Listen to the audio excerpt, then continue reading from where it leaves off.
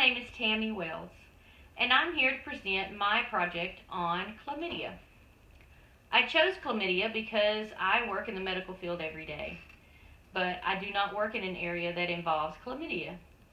So I decided that it would be a good thing to try to learn a little more about something I'm not familiar with. Chlamydia is the most common sexually transmitted disease in the United States. Over 1 million cases are reported each year, and if I had to guess, there's probably more than that that are not reported. Chlamydia is a non-motile, gram-negative, obligate intracellular pathogen. It is considered to have a unique and complex biphasic life cycle, as they are only infectious during one life stage. It's similar to rickettsia, as they require host cells for growth and metabolism, but they are not related to them. It's not transmitted by arthropods, and the bacteria mainly invades epithelial and lymphatic cells. And due to their tiny size and their obligate intracellular parasites that depend on certain metabolic constituents of host cells for growth and maintenance, they were once considered a virus, but they are no longer considered a virus. This disease is more prevalent in females aged 15 to 25 years of age and in men that engage in sexual activity with other men. It can affect all age groups, but becomes more severe in infants and children. Risk factors for this disease include sexual activity with multiple partners, or a history of sexually transmitted diseases.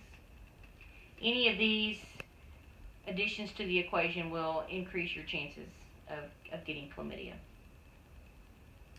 This disease is transmitted through oral, vaginal, or anal sexual contact with an infected individual, and through abrasions or lacerations. Body fluids can get into these open wounds and spread the disease. It can also be transmitted to a newborn while exiting the body of the mom through the vaginal canal. The incubation period for this disease is 7 to 14 days and will go undetected through most of this time. Genital infections are common, including inflammation of the reproductive tract and other areas. Strains of this disease can cause an infection of the eye and even lead to non-traumatic blindness. For many years, chlamydia has been blamed for blindness in many countries.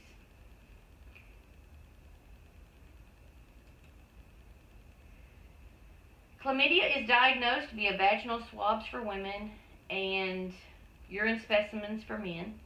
Most of these can be acquired through self-testing, not really testing, but they can self-collect or they can go to their physician and have it collected there. Most patients are not going to complain about having to do this. It's not a really invasive procedure, so they're okay with doing it. It's easily treated and cured with antibiotics if you will see your physician and get treatment for it. With any sexual disease, you should tell your partner or your recent sexual partners that you have this disease. That way they can seek treatment and hopefully not carry the disease any longer.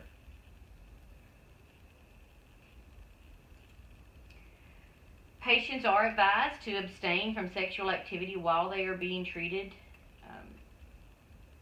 I'm not sure if many follow that, but they are advised to do this. Usually you take antibiotics for about 7 days while you're being treated. If you finish these antibiotics and you continue to have symptoms, then you should return to your physician for a follow-up testing just to make sure that it is gone. Signs and symptoms for men include swelling of the testicles, painful urination, unable to urinate, genital ulcers, watery discharge from the penis, urethral itch, swelling of the prostate, joint pain, urethritis, arthritis, and conjunctivitis. Signs and symptoms for women may be absent or can include abnormal vaginal discharge, burning with urination, abdominal pain, and conjunctivitis. If it's left untreated, it can lead to serious reproductive issues, spreading to your fallopian tubes and your uterus. It can lead to pelvic inflammatory disease. This disease can go undetected for many months, days, weeks, whatever, for long periods of time with no symptoms. But it still can cause permanent damage to your reproductive system. It can include ectopic pregnancies and the inability to become pregnant at all. It can also attack the genitourinary system, and results of this attack often lead to severe or disfiguring disease called lymphogranuloma venereum. It can lead to edema of the genitalia and the anus.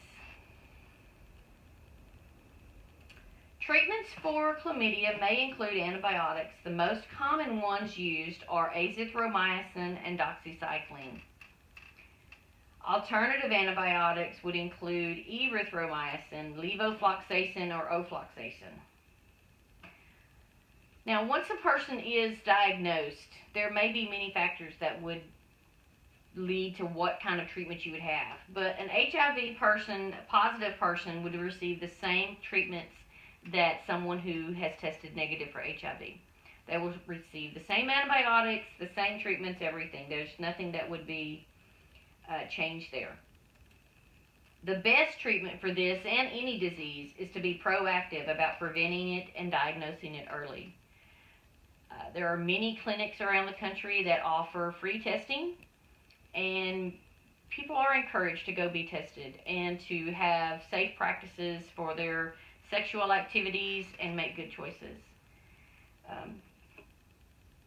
When you go to these clinics, the screening process is very simple, and it's not a big thing to go and have these tests done, and it really is better for your health.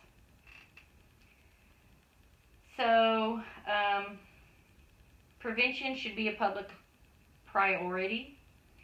Safe sex and abstinence are the best treatments that you can have, and I hope that many will follow that.